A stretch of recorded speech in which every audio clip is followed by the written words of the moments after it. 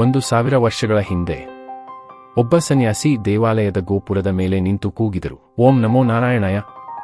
ಈ ಮಂತ್ರ ಎಲ್ಲರಿಗೂ ಸೇರಿದ್ದು. ಗುರುಗಳು ಇದನ್ನು ಬಹಿರಂಗಪಡಿಸಿದರೆ ನೀನು ನರಕಕ್ಕೆ ಹೋಗ್ತೀಯಾ ಅಂದಿದ್ದರು.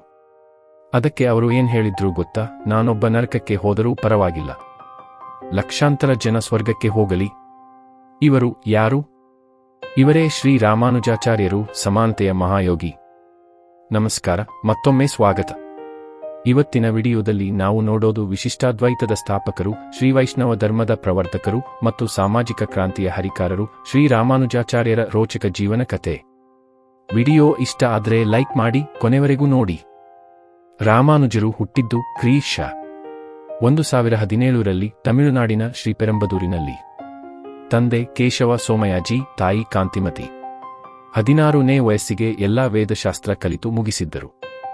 ಇವರನ್ನು ಆದಿಶೇಷನ ಅವತಾರ ಅಂತ ನಂಬ್ತಾರೆ.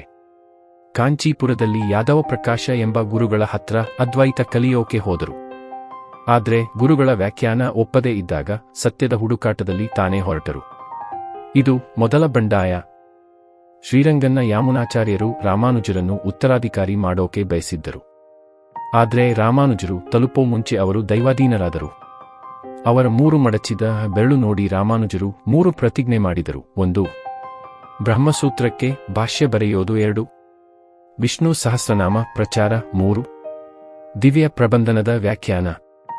ಆಮೇಲೆ ಸಂಸಾರ ತ್ಯಜಿಸಿ ಸನ್ಯಾಸ ಸ್ವೀಕರಿಸಿದರು. ಇಲ್ಲಿಂದ ಶುರುವಾಯಿತು ನಿಜವಾದ ಕ್ರಾಂತಿ. ರಾಮಾನುಜರ ತತ್ವದ ಹೆಸರು ವಿಶಿಷ್ಟಾದ್ವೈತ.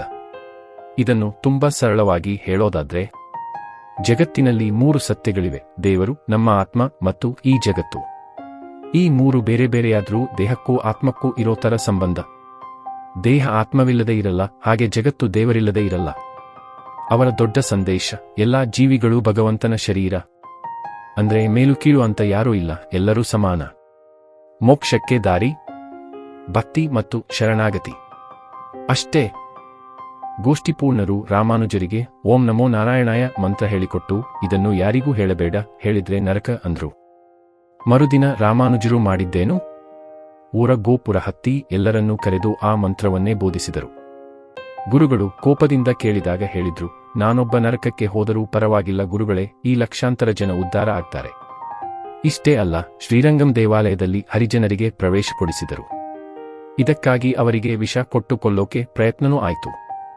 ಚೋಳ ರಾಜನ ಕಿರುಕುಳದಿಂದ ರಾಮಾನುಜರು ಕರ್ನಾಟಕಕ್ಕೆ ಬಂದರು.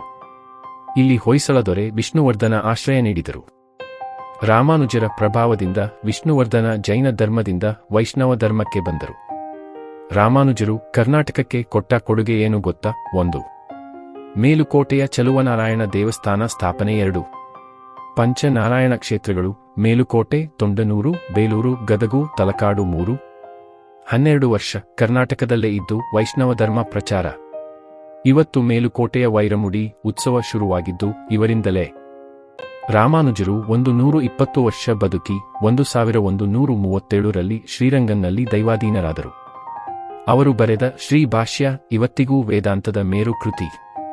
ಅವರ ಜೀವನ ನಮಗೆ ಹೇಳೋದು ಒಂದೇ: ದೇವರ ಮುಂದೆ ಎಲ್ಲರೂ ಒಂದೇ. ಜಾತಿ, ಮತ, ಕುಲ ನೋಡಿ ಮನುಷ್ಯರನ್ನು ಅಳೆಯಬೇಡಿ. ಶರಣಾಗತಿ ಇದ್ರೆ ಸಾಕು. 1000 ವರ್ಷದ ಹಿಂದೆ ಅವರು ತೋರಿಸಿದ ದಾರಿ ಇವತ್ತಿಗೂ ಪ್ರಸ್ತುತ. ಶ್ರೀ ರಾಮಾನುಜಾಚಾರ್ಯರ ಜೀವನ ನಿಮಗೆ ಹೇಗನ್ನಿಸ್ತು? ಕಾಮೆಂಟ್ನಲ್ಲಿ ತಿಳಿಸಿ. ಈ ವಿಡಿಯೋ ಇಷ್ಟ ಆಯ್ತು ಅಂದ್ರೆ ಲೈಕ್ ಮಾಡಿ, ಶೇರ್ ಮಾಡಿ, ಮತ್ತೆ ಚಾನೆಲ್ಗೆ ಸಬ್ಸ್ಕ್ರೈಬ್ ಮಾಡಿ. ಸಿಗೋಣ ಮುಂದಿನ ವಿಡಿಯೋದಲ್ಲಿ. ನಮಸ್ಕಾರ.